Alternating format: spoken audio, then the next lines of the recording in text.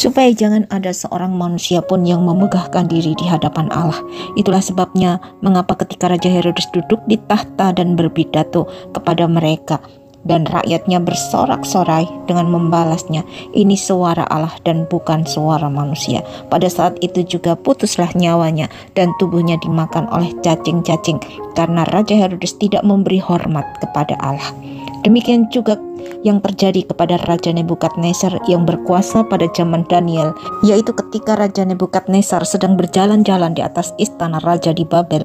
Berkatalah raja, "Bukankah itu Babel yang besar itu, yang dengan kekuatan kuasaku dan untuk kemuliaan kebesaranku telah kubangun menjadi kota kerajaan?" Ketika raja belum selesai berbicara, terdengarlah suara dari langit, "Kepadamu dinyatakan, ya Raja Nebukadnezar, bahwa kerajaan telah beralih daripadamu. Engkau akan dihalau dan dari antara manusia, dan tempat tinggalmu akan ada di antara binatang-binatang di padang.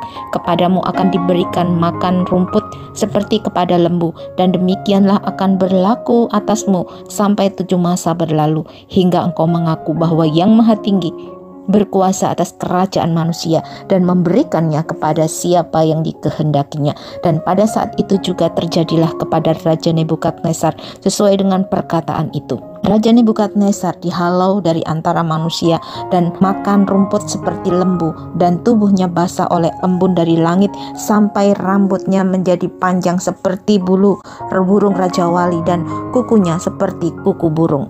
Tetapi setelah lewat waktu yang ditentukan, kemudian Nebukadnezar menengadah ke langit, berdoa dan memuji Allah yang Maha Tinggi, dan membesarkan dan memuliakan yang hidup kekal itu, karena kekuasaannya adalah kekuasaan yang kekal dan kerajaannya turun-temurun. Semua penduduk bumi dianggap remeh.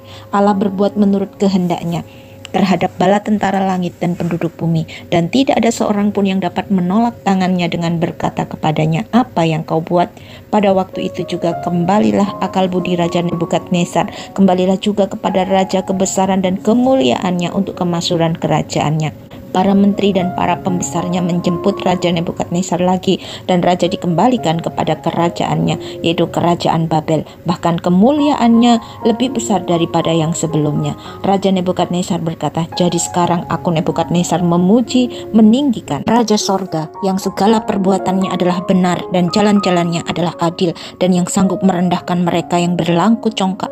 Kebesaran dan kekuasaan Allah tidak perlu diragukan lagi, karena Allah yang maha besar, Dialah yang empunya sorga, Dialah yang empunya bumi dan segala yang ada di dalamnya.